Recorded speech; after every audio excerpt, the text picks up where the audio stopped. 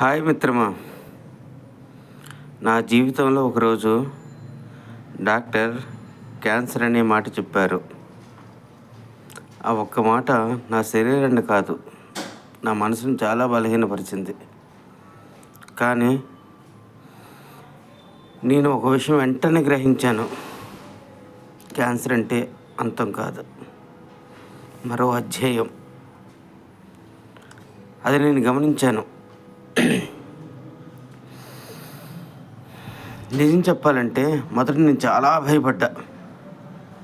కానీ భయం గెలిస్తే నా జీవితాన్ని ఎవరు రాస్తారు? అప్పుడు నేను నిర్ణయించుకున్నా, భయం నా శరీరాన్ని తాకవచ్చు కానీ నా మనసుని మాత్రం తాకనివ్వకూడదు అని. హాస్పిటల్కి వెళ్ళా. చికిత్సలు చాలా కష్టమయ్యాయి, నొప్పులు వచ్చాయి. ఓర్చుకున్న కొన్ని రోజులు శక్తికో లేదు, కానీ ఆశ మాత్రం ఎప్పటికీ వదులుకోలేదు. ముందు జుట్టు పోయింది,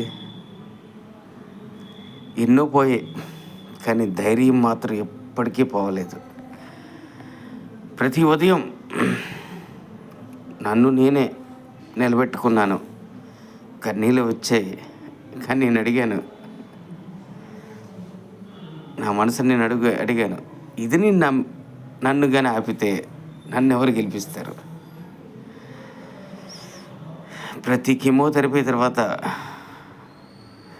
నేను నాకు చెప్పుకున్న మాట, ఇవేవి నన్ను బలహీనపరచలేదు, నన్ను ఇంకా బలవంతుని చేయడానికే అవుతుంది అని ధైర్యం తెచ్చుకున్నా.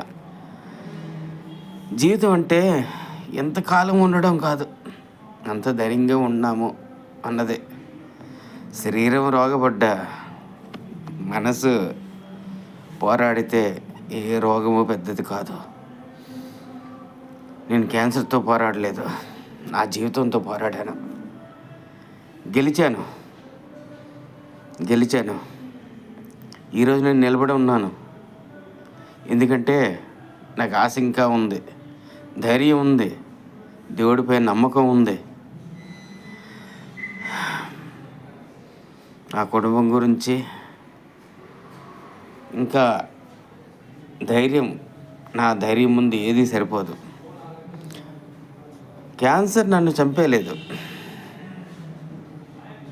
ఎప్పటికీ క్యాన్సర్ నన్ను మాత్రం చంపలేదు. నన్ను ఇప్పటికీ నన్ను నేను గెలిపించుకుంటూనే ఉన్నాను.